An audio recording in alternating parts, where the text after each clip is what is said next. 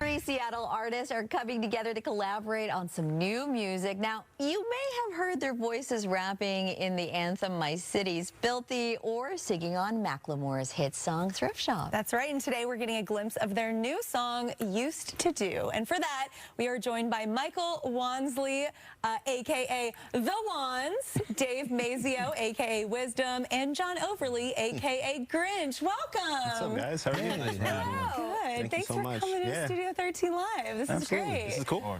So cool to hear you all together on this new song. Tell us about how this collab kind of happened. Yeah, so I was on vacation with my mom and my brother, just enjoying the trip, and I got an email from my buddy Scott. Scott's like, hey, I sent you this beat. I think you'd sound great over it. I listened to it, and I fell in love with it right away. And I knew what I wanted to do, and I knew that I wanted these guys to be a part of that song, and so I sent it to them. And they liked it, set the recording session up, and the rest is history. Oh, I love that. And actually, we're very lucky because today we're going to be hearing a snippet from the song. So let's take a listen. Made it a sweet Lou Mariners type of night. Pops and I never missed a single Tyson fight, playing Punch Out, dreaming that I'm Kid Dynamite. I'm the best ever. And now I'm sitting here at 42, thinking about that Taco Bell right next to Deja Vu, eating a crunch wrap and watching Scooby-Doo transform into my younger self. Never coming back, dude. So good. So what do you want people to kind of feel when they hear the song, and tell us about the message too? Yeah, so I know that, like, speaking for myself, I'm a big nostalgia guy. I absolutely just think fondly upon all the stuff that I grew up with. So for this song, yeah. And it was just something where, like, so with this song, I wanted to make sure that it was something that I could, you know, get all those thoughts out, and then hopefully let the listener kind of think back to their childhood and things that they're really, you know, motivated and impressed by when they were younger too, yeah.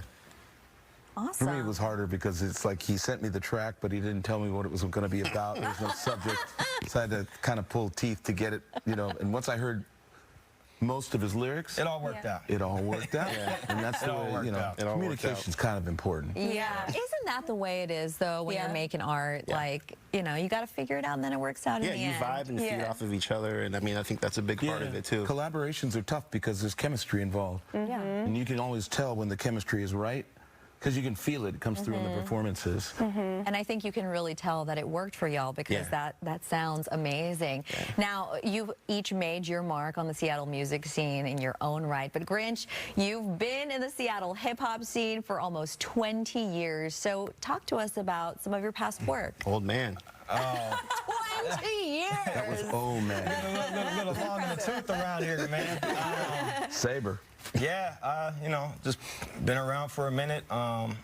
Been fortunate enough to, you know, have a lot of really amazing experiences over the years. I put out an album last year. Was really lucky to work with the legend himself, Sir Mix-a-Lot. Yeah. And then one of my other favorite collabs I did was with this guy a few years back. Us and our guy Critical, we got to work on a song with another legend, the one and only Warren G. That's amazing. Beautiful. Yeah, it was great. So yeah, I've just been around, seen a lot of things, you know. It's been a trip. Yeah, for sure. And you've got a new EP coming out in September. Tell us about it and what can people kind of expect with the new music? Yeah, it's almost like a continuation of my last album that came out last year, which was called Born in '86. This is called Born in '86 Addendum. Nice, nice. It's just kind of, you know, couple remixes, some songs that got done, you know, right when the last album was getting wrapped up and didn't get done in time or didn't fully fit. So it's just almost just a continuation of the Would you almost call it like the B-sides? You could. You could. Sure. Sure. For Harley, we will. You can call it whatever you want. But you know what? I have a listen. Here is another snippet from the song Used to Do. Yes. That's how we used to do. Oh, back in the day. What you got now wouldn't be here without how we used to do. Yeah. Over 35, like am I getting old? Feel like yesterday, playing games at Sunset Bowl. Back in the 90s, I think this verse to look behind me. I'm seeing just how fickle time be. This vibe here, it just reminds me. Oh, that is fantastic. We're all bopping our heads over here, just very casually. Well, you are. I am. I'm looking at that little young joker in the corner. I know, right?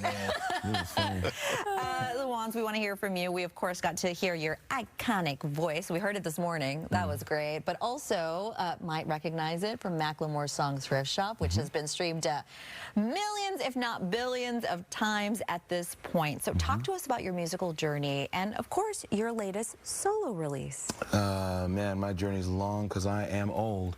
But it starts in October of 1967. That's the first time that I remember actually singing for somebody.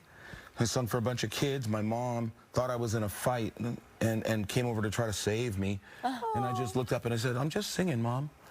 And music has just stuck with me like the nose on my face, right? I learned more in high school, and in college I studied jazz, and then I moved over here and got into band after band, rock.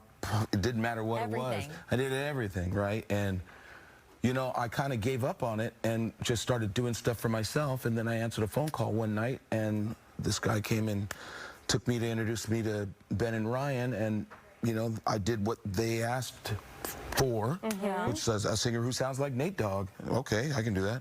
And nobody thought anything of it. So, you know, nobody was more surprised than me, because I've been chasing that brass ring for a long time. Yeah, and the payoff is that, you know, every single dream that I had ever had came true. Oh, that has to feel so good.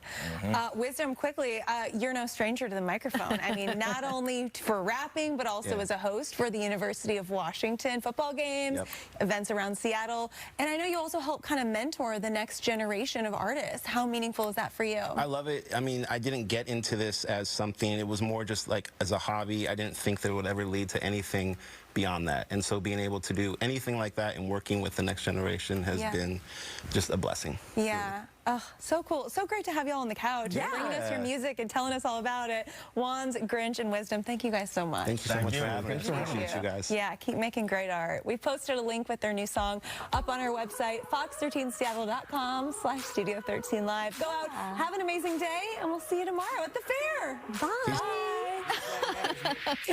Oh, boy.